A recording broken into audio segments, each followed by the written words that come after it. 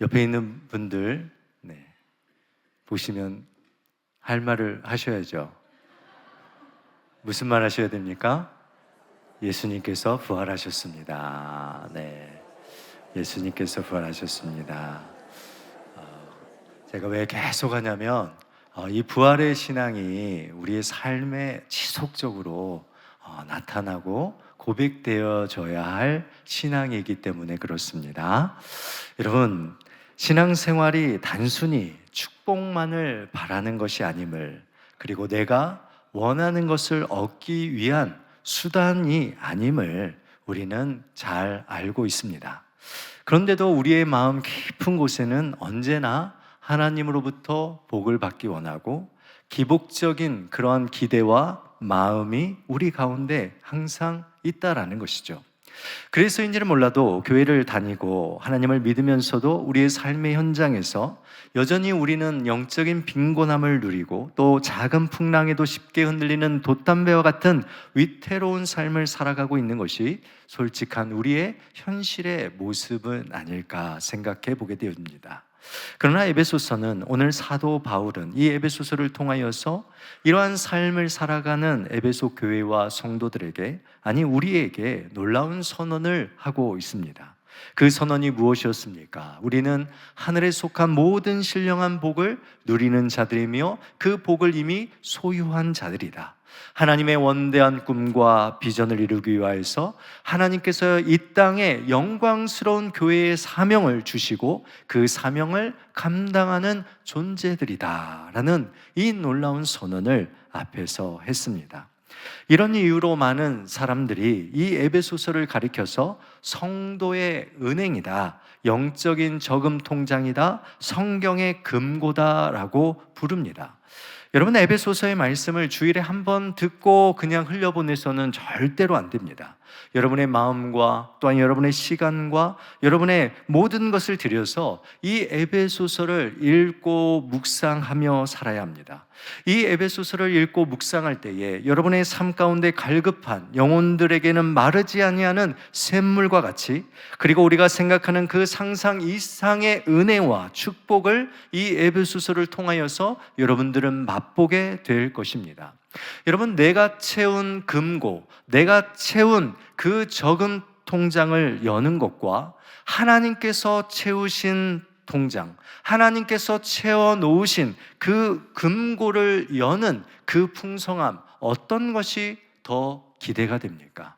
여러분, 우리는 한 주 한 주간 동안 내가 애쓰고 수고하여 만든 내 통장의 모습을 보며 기뻐하는 것이 아니라, 여러분, 하나님께서 우리를 위하여 만들어 놓으신 그 놀라운 통장, 그 금고를 우리가 마음껏 그것을 열고 들어가고 복을 나누고 축복을 경험하는 이러한 은혜의 삶을 살아가시는 우리 원당교회 모든 성도님들이 되시기를 주님의 이름으로 축원드립니다.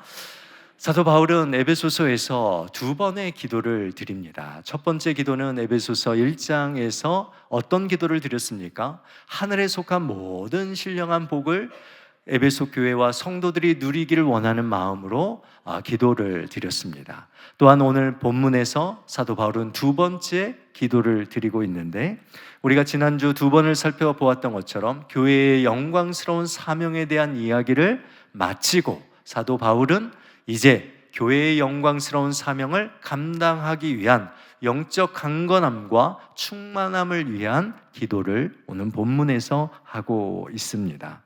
사도 바울의 삶은 사실 녹록지 아니했다라고 제가 에베소서를 시작하면서 계속해서 강조하고 있습니다. 사도 바울의 처지가 그랬죠. 현재 로마 감옥에 갇혀 있었고, 그리고 사도 바울로 인하여 염려하는 성도들의 상황이 그랬습니다. 그래서 3장 13절 말씀에 보면 이런 염려를 에베소 교회와 성도들이 하고 있었습니다. 그러므로 너희에게 구하노니 너희를 위한 나의 여러 환난에 대하여 낙심하지 말라. 이는 너희의 영광이니라. 에베소 교회 공동체가 낙심하며 용기를 잃은 채 염려에 빠져 있었습니다. 세 번째로는 영광스러운 교회의 사명을 사도 바울이 이야기했지만 여전히 그는 환난 가운데 있었고 이 영광스러운 사명을 감당하지 못하는 그러한 안타까운 현실 가운데 있었습니다. 이것이 무엇을 이야기합니까? 개인적인 위기와 어려움 가운데, 또 공동체가 만나고 있는 위기 가운데, 그리고 사명의 부담감이 섞여 있는 이러한 혼란 속에서 사도 바울이 택한 것이 무엇인가 하는 것이죠. 사도 바울은 이러한 혼란스럽고 개인과 공동체와 그리고 사명의 그 감당하기 어려운 상황 가운데 놓여 있을 때 사도 바울은 다시 한번 기도의 자리로 나아갑니다. 이것은 우리에게 중요한 도전을 주고 있습니다. 성도의 모든 삶의 자리가 곧 기도의 자리다. 여러분 믿으십니까? 여러분의 삶의 모든 자리, 여러분이 처한 모든 삶의 영역이 어떤 자리예요? 기도의 자리예요. 야고보서에서 5장 13절 말씀에 이렇게 말씀하죠. 너희 중에 고난당하는 자가 있느냐? 그는 기도할 것이요 즐거워하는 자가 있느냐? 그는 찬송할지니라. 찬송이 무엇입니까? 곡조 있는 기도잖아요. 그러니까 너희들의 인생에 고난의 때를 지나고 있느냐? 그러면 그때가 기도할 것이다. 너희들의 삶에 즐거움이 있고 성공의 가도를 달리고 있는 그런 삶이 있느냐? 그것도 기도할 것이다 라고 말씀하고 있는 것이죠. 우리는 사도 바울이 오늘 우리에게 보여주고 있는 우리의 삶의 모든 순간, 모든 영역이 뭐하는 시간이라는 거예요? 기도해야 할 시간임을 믿으시기를 바랍니다. 사도 바울은 오늘 이 기도를 하고 있고 첫 번째 기도에서도 그랬던 것처럼 오늘 사도 바울의 기도에도 한 가지 중요한 원리가 있습니다. 사도 바울의 기도는 얻기 위함의 기도가 아니라 보기 위함의 기도였다라는 것을 말씀합니다. 여러분의 기도는 얻기 위함의 기도입니까? 아니면 보기 위함의 기도입니까? 얻기 위해서 기도하는 것은 그 기도자의 시선이 문제를, 그리고 그 문제를 넘어서 응답의 결과물을 언제나 집중하는 것, 이것이 얻기 위한 기도하는 자의 자세입니다. 그러면 보기 위한 기도는 무엇입니까? 사도 바울과 같이 오늘 그가 가지고 있었던 모든 그 문제를 넘어서 역사하시는 하나님을 보는 것, 이것이 바로 보는 기도의 모습입니다. 여러분, 사도 바울의 시선을 한번 보시기 바랍니다. 사도 바울은 개인적으로, 공동체적으로 그의 사명에 있어서 참으로 어려운 때에 있었습니다. 그의 시선이 도대체 어디를 향해 있어야 했을까요? 그러나 사도 바울 3장 14절 15절 말씀을 읽으실 때 사도 바울의 시선이 어디를 향하고 있는지를 여러분들이 보시며 읽었으면 좋겠습니다. 우리 같이 읽겠습니다. 이러므로 내가 하늘과 땅에 있는 각 족속에게 이름을 주신 아버지 앞에 무릎을 꿇고 비노니. 아멘. 사도 바울은 한두 평 남짓 밖에 되지 않는 그 차가운 감옥의 그 한계에 갇혀 있었습니다. 낙심한 성도들의 그 원망 섞인 시선에 그는 갇혀 있었습니다. 그 영광스러운 사명은 받았지만 지금 아무것도 할 수 없는 그 현실의 그 시선에 갇혀 있었다라는 것이죠. 그런데 사도 바울의 그 모든 시선을 깨트리는 것이 무엇입니까? 기도다라는 거예요. 얻는 기도가 아니라 보는 기도를 드리고 있다라는 것입니다. 사도 바울은 감옥의 벽을 뚫고 넘어선 하늘과 땅의 모든 족속의 존재들에게 이름을, 존재를 부여하신 창조주 하나님 아버지께 그의 시선이 다 있다라는 것을 우리에게 말씀하고 있습니다. 여러분, 이런 기도를 시작하시기를 주님의 이름으로 축원드립니다. 여러분, 얻는 기도가 아니라 보는 기도를 하셔야 합니다. 여러분의 시선이 누구에게요? 하늘의 모든 창조주 하나이신 그 하나님께 시선이 닿는 기도를 드리실 때 여러분을 올가매고 있는 모든 한계들이 다 사라지고 무너지게 될 줄 믿습니다. 여러분, 사도 바울은 이렇게 보는 기도를 하나님 앞에 올려드리며 그의 기도의 자세가 무엇입니까? 15절 말씀을 보면 그는 무릎을 꿇고 빈다라고 말하고 있습니다. 무릎을 꿇고 빈다라는 건 무엇입니까? 이 세상의 모든 것, 이 세상의 모든 영광을 받으실 주인이 오직 하나님 한 분뿐이심을 겸손함의 자세로 지금 엎드리고 있는 것이죠. 내 삶에 처한 모든 상황의 문제가 주님의 손에 있다라는 믿음과 신뢰의 고백을 드리고 있는 것입니다. 그러니까 보는 기도는 시선이 하나님께 닿는 것이고, 보는 기도는 나의 삶의 모든 영광이 하나님의 것임을 하나님께 겸손함으로 기도하는 것이고, 나의 모든 상황이 주님의 손에 있다라는 믿음과 신뢰를 가지고 하나님께 기도하는 것, 이것이 보는 기도의 모습임을 우리에게 말씀합니다. 그리하여 사도 바울은요, 에베소 교회 성도들에게 바로 이러한 좁은, 그들이 지금 염려하고 있는 그 시선을 넘어서 온 우주 만물을 다스리는 하나님 아버지께 너희들의 시선이 닿을 것을 기도합니다. 그러면서 기도는 막연한 기대가 아니다, 기도는 그냥 무언가를 얻기 위한 것이 아니다, 기도는 우리의 삶을 향한, 온 우주 만물을 향한 하나님의 그 위대한 청사진을 우리가 대면하며 볼 수 있는 것이 바로 기도다라고 우리에게 말씀하고 있는 것이죠. 여러분, 교회의 영광스러운 사명을 이야기했던 사도 바울이 여러분 왜 지금 이 자리에 다시 기도하고 있을까? 이 영광스러운 사명을 우리의 힘으로 감당할 수 없다는 거예요. 하나님께서 우리에게 사명을 주셨는데, 우리 모두에게 각자에게 사명을 주셨는데, 그 사명은 우리의 힘과 능력으로 감당할 수 없다라는 것을 사도 바울이 우리에게 말하는 거예요. 그 사명은 어떻게 감당하느냐? 바로 보는 기도를 통하여 우리의 사명을 감당할 수 있다라고 말합니다.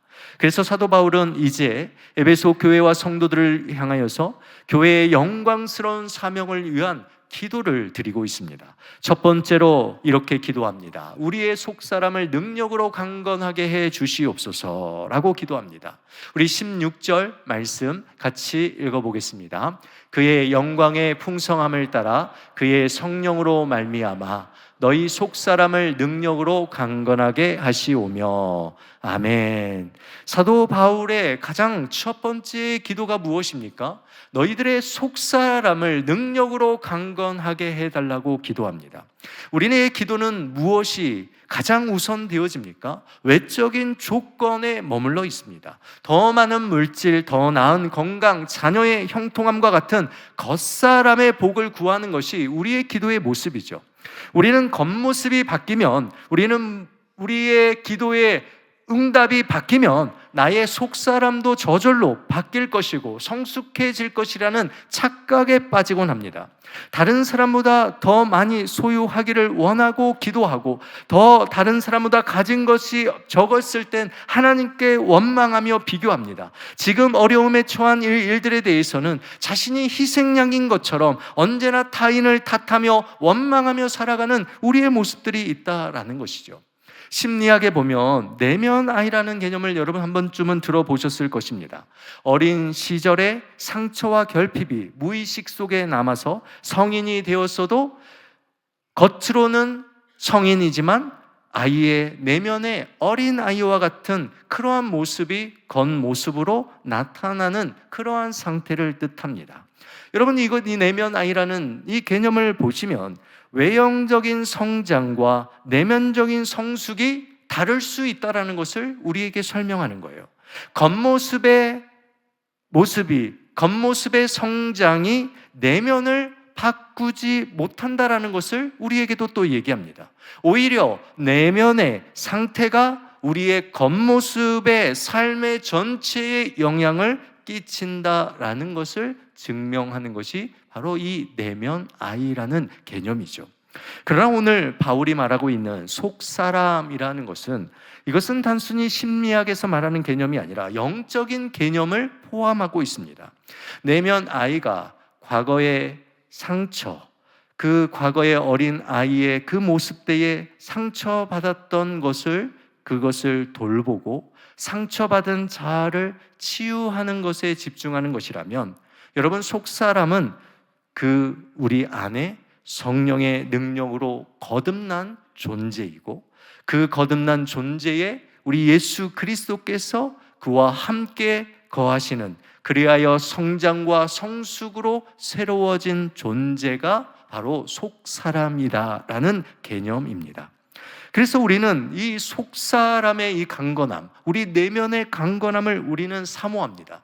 여러분, 왜 우리가 이 속사람, 내면의 이 강건함을 위해서 기도해야 합니까? 이 속사람은요, 개인의 감정이나 개인의 자존감으로 통해서 성장되어지고 성숙되어지는 것이 아니기 때문에 그렇습니다. 겉사람의 모습들이 어떠한 잘 갖춰지고 겉사람의 모습이 성장하면 이 내면이, 속사람이 강해지는 것이 아니기 때문에 그렇습니다. 여러분, 본문의 16절에서 17절 말씀에 보면 속사람의 강건함은 어디에 기초하고 있냐면 첫 번째로 그의 영광의 풍성함을 따라라고 말합니다. 그러니까 성도들의 속사람, 이 내면의 이 강건함은 우리의 감정이 아니라는 거예요. 하나님의 영광의 풍성함이다라는 것입니다. 하나님께로부터 오는 풍성한 지혜, 하나님께로부터 오는 풍성한 능력, 하나님께서 우리에게 베풀어 주시는 그 은혜가 우리의 삶 가운데 채워질 때에 우리는 속사람이 강건해질 수 있다라는 것이죠. 두 번째로 우리의 속사람이 강건해질 수 있는 것은 성령으로 말미암을 때 우리의 속사람이 강건해집니다. 그래서 고린도후서 4장 16절 말씀에 보면 그러므로 우리가 낙심하지 아니하노니 우리의 겉사람은 낡아지나 우리의 속사람은 날로 새로워지도다 라고 말씀하면서 내면적으로는, 외적으로는 우리의 모습이, 외형적으로는 겉사람이 낡아질 수 있어요. 그러나 속사람은 뭐하게 되어집니까? 날로 새로워지게 되는, 성령과 함께함을 통하여서 새로워질 때 우리의 속사람이 강해진다라는 것입니다. 마지막으로 17절 말씀에 보면 우리의 속사람이 어떻게 강해집니까? 같이 읽어보겠습니다. 믿음으로 말미암아 그리스도께서 어디에요? 너희 마음에 계시게 하시옵고. 바울이 기도하는 게 뭐예요? 믿음으로 말미암아 너희의 속사람이 강해지는 그 유일한 길은 뭐라고 말합니까? 너희 마음에 그리스도께서 계시는 것입니다. 여러분, 우리의 마음에 누가 계실 때 우리의 속사람이 강해져요? 예수 그리스도께서 계실 때. 여러분, 우리의 마음이 언제 평강을 누리십니까? 예수 그리스도께서 내 마음에 있을 때에 우리의 속사람이 흔들리지 아니하는 강함을 가지고 있다라는 것입니다. 여러분, 복음서의 제자들이 갈릴리 호수에서 광풍을 만난 사건을 여러분 기억하시죠? 배가 파선하기 직전에 절박한 그 상황 가운데 놓여 있었습니다. 그 배 위에는 어부 출신들이 많은 제자들이 그곳에 있었음에도 불구하고 그들은 죽음의 공포에 떨고 있었습니다. 그때 예수님께서는 어디에 계셨습니까? 배 뒤편 고물에서 베개를 베고 평안히 주무시고 계셨습니다. 제자들은 예수님을 깨우며 원망 섞인 소리로 마가복음 4장 38절에 이렇게 말합니다. 예수께서는 고물에서 베개를 베고 주무시더니 제자들이 깨우며 이르시되 선생님이여 우리가 죽게 된 것을 돌보지 아니하시나이까 하니 라고 말합니다. 이게 무슨 말입니까? 아니, 우리는 이렇게 사투를 벌이며 지금 애쓰고 수고하고 있는데 어떻게 주님은 그렇게 무관심하십니까? 라고 묻는 거예요. 내 삶은 이렇게 힘든데, 내 삶은 이렇게 어려운데 왜 이렇게 주님은 무관심하시고 왜 내 삶에 대해서는 관여하지 아니하시고 어떻게 베개를 베고 주무시고만 계십니까? 라는 이러한 항의를 지금 제자들이 하고 있는 거예요. 여러분, 이들에게 부족한 것이 무엇입니까? 주님의 부재입니까? 주님이 그곳에 아니 계시고 계시는 그 이유 때문에 지금 이 제자들이 이런 상황을 경험하고 있습니까? 주님은 그들과 함께 그 배에 계셨습니다. 환난의 그 현장의 한복판에 예수님도 함께 계셨습니다. 문제가 무엇입니까? 제자들이 주님을 배 위에만 모셔두었다라는 것이죠. 그들이 예수님을 마음의 중심에 모시지 아니했다라는 것이, 이것이 문제였다라는 것입니다.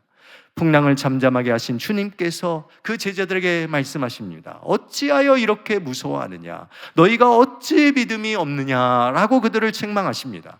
이것이 무슨 말입니까? 왜 너희들의 마음에 나를 두지 아니했느냐라는 거예요. 나를 향한 너희들의 신뢰가 너희의 마음속에 없구나라고 책망하고 있는 것입니다. 여러분, 혹 우리의 삶이 이러한 제자들의 모습과 같이 신앙생활하고 있는 것 아닙니까? 여러분, 우리가 예수 그리스도를 믿고 있음에도 불구하고, 예수 그리스도가 함께한다라는 그 믿음을 가지고 있음에도 불구하고, 우리의 속사람이 강건하지 못함을 통하여서, 우리의 속사람의 예수 그리스도를 우리의 속사람에 두지 못함을 통하여 여전히 우리가 흔들리고 요동치고, 그곳에서 주님이 곁에 계심에도 불구하고 원망하고 살아가는 이러한 이 영적으로 가난한 인생의 삶을 살아가고 있는 것 아닙니까? 살아가는 우리 온당의 성도 여러분, 지금 당장 우리가 무엇을 해야 합니까? 여러분, 기도하셔야 돼요. 나의 속사람을 강건하게 해달라고 여러분 기도하셔야 돼요. 여러분, 납작 엎드리셔서 다른 어떤 것보다 내 속사람이 강하게 하셔서 내 속사람의 하나님의 영광의 풍성함을 채워주시고 성령의 그 놀라운 능력을 주시고 예수 그리스도를 내 마음에 모시게 해달라고, 그 예수 그리스도가 내 마음에 자리 잡게 해달라고, 내 마음에 그 보좌에 앉게 해달라고 여러분 기도하셔야 돼요. 기도하실 때에 하나님께서 여러분의 속사람을 강건하게 해 주실 줄 믿습니다. 그 강건하게 된 속사람을 통하여 여러분의 그 삶의 모든 것을 이기고 승리하게 될 줄 믿습니다. 사도 바울은 교회의 영광스러운 사명을 감당하기 위해서 두 번째 기도를 하고 있습니다. 우리의 신앙의 기초를 사랑 위에 견고히 세워 주시옵소서라고 기도합니다. 17절과 18절 말씀 같이 읽겠습니다. 믿음으로 말미암아 그리스도께서 너희 마음에 계시게 하시옵고 너희가 사랑 가운데서 뿌리가 박히고 터가 굳어져서 능히 모든 성도와 함께 지식에 넘치는 그리스도의 사랑을 알고. 아멘. 사도 바울은 여기서 생물학적 비유, 뿌리를, 식물이 뿌리를 내리는 것, 그리고 건축학적 비유, 그 건물을 지을 때에 터 위에 쌓는 그러한 이야기를 하고 있습니다. 우리의 마음이, 우리의 이 속사람의 마음에 그 토양과 기초가 무엇이어야 되는가라고 지금 사도 바울은 우리에게 말하는 거예요. 우리의 마음의 토양과 기초가 바로 사랑이어야 한다라고 지금 그것을 우리에게 이야기합니다. 식물이 깊고 비옥한 토양에 뿌리를 내릴 때에 가뭄에도 흔들리지 않고 풍성한 열매를 맺지 않습니까? 여러분, 건물이 튼튼한 기초 위에 세워질 때에 무너지지 않고 견고하게 세워진다라는 것을 우리는 잘 알고 있습니다. 여러분, 우리 교회와 성도가 어떤 환난 속에서도 용기를 잃지 않고 낙심하지 않을 수 있는 비결이 무엇입니까? 여러분, 우리 안에, 우리의 속사람에 이 사랑이라는 토양 위에 깊이 뿌리를 박아야 한다라는 것입니다. 왜 신앙생활을 오래 했음에도 불구하고 왜 여전히 우리는 영적으로 가난하며 이 작은 풍랑에도 흔들리는 이 돛담배와 같은 인생의 삶을 살아가고 있습니까? 그것은 바로 하나님의 예수 그리스도의 사랑의 뿌리를 내리지 아니했기 때문에 그렇습니다. 여러분, 가정이 왜 흔들립니까? 여러분, 왜 가정이 무너지고 있습니까? 왜 남편과 아내의 관계가 깨어지고 왜 부모와 자녀의 관계가 깨어집니까? 여러분, 사랑이 흔들려서 그렇지 않습니까? 사랑의 그 기초가 되어지지 않기 때문에 그런 거 아닙니까? 여러분, 분명한 것은 사랑이 없는 곳은 여러분 흔들리게 되어 있어요. 사랑이 그 기초가 아닌 곳은 넘어지게 되어 있다라는 것을 말하고 있어요. 그런데 우리는 어떻게 신앙생활합니까? 자신의 감정, 경험, 이성이 납득할 그 범위 안에서 내가 사랑하는 만큼 하나님의 사랑을 믿고 행동하고 있다라는 거예요. 여러분, 이건 진짜 사랑 아니지 않습니까? 아니, 이것은 진짜 사랑을 온전히 경험한 모습이 아닌 것 아닙니까? 여러분, 모든 한계를 초월하신 예수 그리스도께서 우리를 어떻게 사랑하셨는지, 내가 생각하는 그 수준의 그 사랑이 아니라 초월적인 그 주님의 그 사랑에 우리가 뿌리를 박을 때에 여러분, 우리는 흔들리지 않을 수 있다라는 것입니다. 존 스토트 목사님은 그리스도의 사랑을 이렇게 위대하게 표현했습니다. 그리스도의 사랑은 모든 인류를 수용할 만큼 넉넉하게 넓다라고 되어 있어요. 세상의 시간을 넘어 계속될 만큼 영원히 길다. 그리스도의 사랑은 그리스도를 하늘로, 우리를 하늘로 올리실 만큼 지극히 높다. 그리고 그리스도의 사랑은 가장 타락한 인간을 구원할 만큼 어떻습니까? 충분히 깊다라고 이야기하고 있습니다. 이 그리스도의 사랑이 우리가 아직 죄인 되었을 때에 그리스도께서 우리를 위하여 죽으심으로 하나님께서 우리에 대한 자기의 사랑을 확증하는 그 사랑으로 우리에게 나타났다라는 것입니다. 어떤 환난이 와고 어떤 삶에 문제가 올지라도, 어떤 영적인 권세들, 심지어 죽음이 우리의 삶 가운데 찾아올지라도 그리스도의 사랑이 우리의 삶 가운데 있을 때에, 그 기초할 때에 여러분, 그것은 끊어질 수 없는 사랑, 흔들릴 수 없는 사랑이다라고 우리에게 말씀하고 있습니다. 로마서 8장 38절 말씀, 39절 말씀 제가 읽어보겠습니다. 로마서 8장 38절 39절 말씀. 내가 확신하노니 사망이나 생명이나 천사들이나 권세자들이나 현재일이나 장래일이나 능력이나, 우리 같이 한번 읽을까요? 높음이나 깊음이나 다른 어떤 피조물이라도 우리를 우리 주 그리스도 예수 안에 있는 하나님의 사랑에서 끊을 수 없느니라. 아멘. 여러분, 사랑을 잃어버리면 다 잃어버린 것이에요. 여러분, 가정에서 사랑을 잃어버리면, 여러분, 겉으로는 가정을 이룬 것 같지만 여러분, 다 잃어버린 것 아니겠습니까? 여러분, 우리가 에베소 교회의 모습, 우리는 날마다 이 에베소 교회에게 책망하셨던, 요한계시록 소아시아 7교회에게 책망하셨던, 에베소 교회에게 책망하셨던 그 책망을 우리는 계속해서 우리의 삶에 또 듣고 또 들어야 합니다. 여러분, 에베소 교회는 사랑이 충만했던 교회였고, 여러분, 에베소 교회는 모든 것을 가진 교회였습니다. 모든 것이 충만한, 넘치는 교회였습니다. 그런데 여러분, 요한계시록에 보면 이 에베소 교회를 향하여서 예수님께서 어떤 책망을 하십니까? 너희들이 다 가졌지만 정작 처음 사랑을 버렸구나 라고 말씀하고 있지 않습니까? 여러분, 우리는 교회의 영광스러운 사명에 대한 이야기를 2주 동안 했습니다. 교회의 영광스러운 사명 5가지의 사진을 우리 보시면, 전도와 선교, 교육, 교제, 예배, 봉사, 이것이 우리가 가지고 있는 교회, 아니 우리 성도들이 날마다 힘써야 할 사명의 모습입니다. 그런데 여러분 보시면, 우리가 교회에서 이 사명을 감당하면서 말할 때에 어떻게 하고 있습니까? 사랑 없이 전도하고 선교하고 있어요. 사랑 없이 교육하고 양육하고 가르치고 있어요. 사랑 없이 교제하고 있다라는 것을, 코이노니아를 이루고 있다라는 것을 우리는 보게 되어집니다.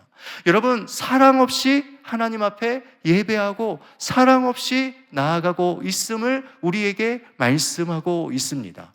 사랑 없이 뭐 하고 있습니까? 봉사하고 있다라는 것을 우리에게 이야기를 하고 있습니다. 여러분은 도대체 지금 어떤 사명을 감당하고 있습니까? 여러분은 교회에서 지금 감당하고 있는 그 사명이 도대체 무엇입니까? 주님께서 혹 우리에게 너 정말 열심히 하고 있구나, 너 정말 최선을 다하고 있구나, 너 정말 이 교회를 위해서 정말 애쓰고 있구나, 그런데 그곳에 사랑이 없구나, 정말 그곳에 사랑이 없구나 라고 우리에게 말씀하실 때, 여러분, 우리가 하는 그 모든 것들은 아무것도 아님을 우리는 알아야 합니다. 여러분, 예수님께서 우리에게 사랑하라 라고 말하고 명령하시는 거, 우리의 무조건 사랑하라 라고 말하지 않아요. 여러분, 예수님께서, 여러분 말씀 보시면 18절 말씀 우리 한번 같이 좀 보면 좋겠습니다. 18절 말씀 한번 띄워주시면 좋을 것 같은데요. 3장 18절 말씀, 네, 자 보시면 같이 한번 읽어보겠습니다. 자, 여기 모든 성도와 함께 지식에 넘치는 그리스도의 사랑을 알고, 너희들 사랑해 라고 말하지 않아요. 뭘 하고 있습니까? 성도와 함께 지식에 넘치는 그리스도의 사랑을 알라라는 거예요.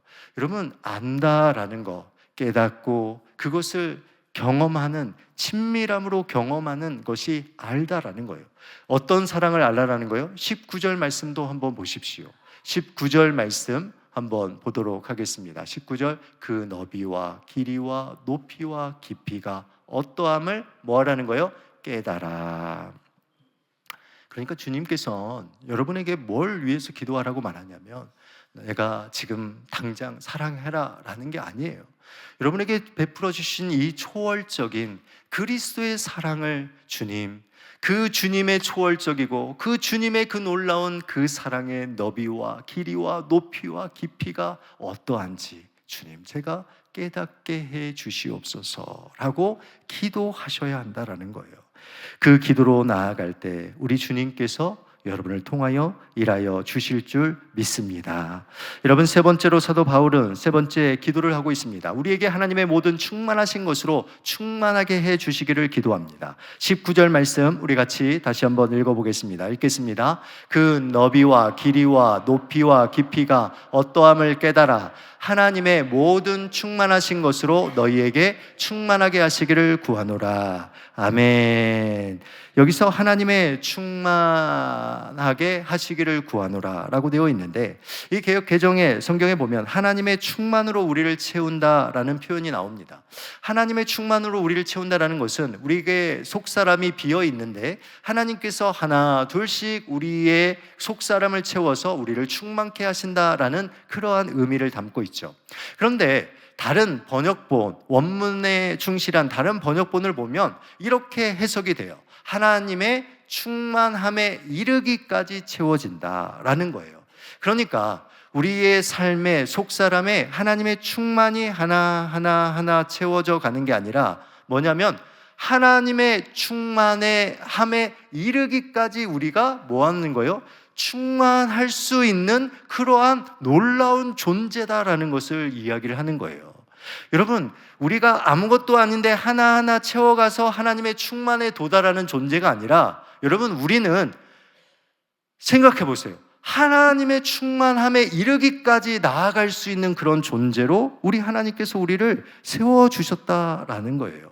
그래서 에베소서 4장 13절 말씀에 보면 우리의 목표점이 어딘가, 우리가 다 하나님의 아들을 믿는 것과 아는 일에 하나가 되어 온전한 사람을 이루어 그리스도의 장성한 분량이 어디까지요? 충만한 데까지 이른다. 하나님의 충만에 이르기까지라는 말이 우리가 좀 추상적이잖아요. 하나님의 충만이 도대체 뭐야? 하나님의 충만에 이르는 데까지가 도대체 뭐야? 라고 우리는 잘 모를 수가 있어요. 근데 에베소서 4장 13절 말씀에 분명하게 말씀하잖아요. 그리스도의 장성한 분량이 충만한 데까지 그리스도를 담고 그리스도의 인격을 담고 그리스도의 성품을 담고 그리스도의 사랑을 담고 그리스도가 이루시는 그 날까지 그리스도께 나아가는 것, 바로 우리가 나아가야 할 기도임을 말씀하고 있습니다. 여러분, 우리가 하나님의 충만한 데까지 기도하고 그리스도의 장성한 분량에까지 이르는 데 기도하고, 여러분, 이 기도를 할 때에 어떻게 우리가 낙심하지 않을 수 있을까요? 여러분, 어떻게 우리가 낭망하지 않을 수 있을까요? 여러분, 우리 정말 낙심하고 낭망하잖아요. 주님 닮고 싶다라고 그렇게 애쓰고 달려가며 가다가 또 넘어지고 또 쓰러지고 또 그렇게 죄를 짓지 않겠다라고 함에도 불구하고 또 그 죄 가운데 거하는 것, 우리 항상 이런 삶의 신앙의 모습을 갖잖아요. 그런데요, 사도 바울은 우리에게 뭐라고 얘기하냐면 그런 상황 속에서도 우리가 기도할 때에 낙심하고 절망하지 말아야 될 이유가 무엇이냐? 3장 20절 말씀 이렇게 쓰고 있습니다. 같이 읽겠습니다. 우리 가운데서 역사하시는 능력대로 우리가 구하거나 생각하는 모든 것에 더 넘치도록 능히 하실 이에게. 아멘. 이게 무슨 말이에요? 우리가 하나님의 충만한 데까지 이를 때까지 기도하며 낙심하지 말아야 할 이유가 무엇이냐? 우리 가운데, 여러분 가운데 누가 계신다는 거예요? 하나님께서. 어떤 하나님? 역사하시는, 그의 능력대로 역사하시는 하나님께서 우리의 기도 가운데 함께 하신다라는 거예요. 여러분이 구하거나 생각하는 것, 그것에 더 뭐 한다고요? 넘치도록. 여러분 보여주십시오. 다시 한번 그 말씀 보여주시면, 여러분 모든 것에 뭐 하더라고요? 더 넘치도록 베풀어 주시는 분이 바로 우리의 하나님이시다라는 것을 말씀합니다. 여러분, 하나님의 능력이 구원에만 나타나는 것이 아닙니다. 여러분의 일상의 삶 속에서도 우리는 하나님의 능력을 사용해 돼야 될 줄 믿습니다. 여러분, 성경의 인물들을 여러분 한번 보십시오. 그들이 여러분 무엇인가를 구하며 기도했습니다. 그러나 그들이 구하였던 그 기도보다 언제나 하나님은 더한 것으로, 더 넘치는 것으로 채워주셨다라는 것을 여러분 우리는 기억해야 합니다. 우리는 영적인 가난뱅이들이 아닙니다. 여러분, 우리는 감옥에 갇혀서 그 한계에 갇혀서 그 벽만 보고 살아가는 자들이 아닙니다. 우리가 보는 기도를 드릴 때에 여러분을 가로막고 있는 그것을 넘어서 계시는 온 우주 만물을 다스리시는 그 하나님 아버지께서 우리가 구하는 것, 우리가 생각하는 것을 넘어서는 모든 것을 더 충만한 것으로 채워주시는 그 하나님이심을 우리는 믿음으로 나아가야 될 줄 믿습니다. 우리가 보는 기도를 드릴 때에 우리는 하나님의 충만함의 그 바다에 들어가게 될 것이고, 여러분, 우리가 하나님 앞에 보는 기도를 드리며 나아갈 때에 여러분 그 배 뒤편에서 계셨던 주님이 바로 여전히 우리의 마음의 그 자리 가운데 우리를 지키시고 우리와 함께 하시고 우리에게 능력으로 함께 하시는 분이심을 우리는 깨닫게 될 것입니다.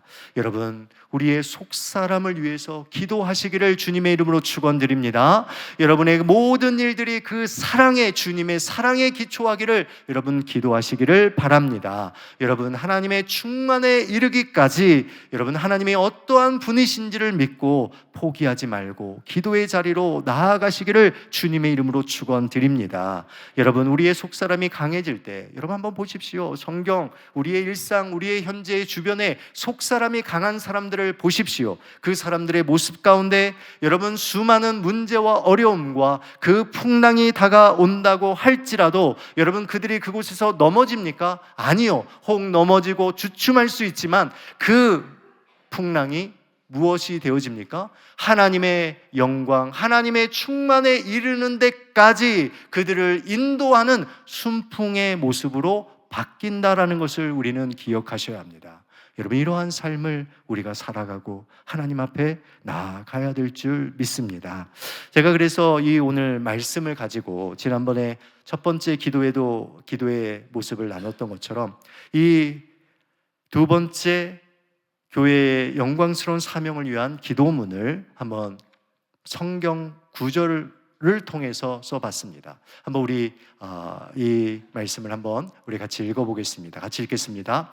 하늘과 땅의 모든 족속에게 이름을 주신 아버지 앞에 무릎을 꿇고 간구합니다. 주님의 영광의 풍성함을 따라 성령의 권능으로 우리의 속사람을 강건하게 하여 주시옵소서. 세상의 유혹과 불안 속에서도 흔들리지 않는 영적 힘을 더하시고 믿음으로 말미암아 그리스도께서 우리 마음의 중심에 늘 거하게 하여 주시기를 소망합니다. 우리 교회가 그리스도의 사랑 안에 뿌리를 깊이 내리고 터가 굳어지게 하소서. 그리하여 지식을 초월하는 그 사랑의 너비와 길이와 높이와 깊이를 온전히 깨닫게 하시고 하나님의 모든 충만하신 것으로 우리 원당 교회와 성도들을 가득 채워 주시옵소서. 우리 가운데 역사하시는 능력대로 우리가 구하거나 생각하는 모든 것에 더 넘치도록 역사하실 주님을 신뢰합니다. 교회 안에서와 그리스도 예수 안에서 영광이 대대로 영원 무궁하기를 원합니다. 우리 주 예수 그리스도의 이름으로 기도드립니다. 아멘. 여러분, 말씀으로 기도할 때 놀라운 능력의 역사가 일어날 줄 믿습니다. 제가 이 기도문 다음 주 주보에 실어드리고 또 여러분들에게 보내드릴 텐데 이 기도문을 가지고 우리가 교회의 영광스러운 사명을 감당하는 우리 원당교회 모든 성도님들이 되시기를 주님의 이름으로 축원드립니다. 기도하겠습니다. 하나님 아버지, 우리에게 교회의 영광스러운 사명을 주시고 이 사명을 감당하도록 우리의 속사람을 강건케 하여 주신 하나님 감사합니다. 우리가 무엇보다도 기도하게 하시고 무엇보다도 얻는 기도가 아니라 보는 기도를 통하여서 우리의 속사람을 새롭게 하여서 이 시대의 교회의 아름다운 사명을 넉넉히 이기고 감당하는 우리 원당의 모든 성도들이 되시기를 되게 하여 주시옵소서. 예수 그리스도의 이름으로 기도드리옵나이다. 아멘.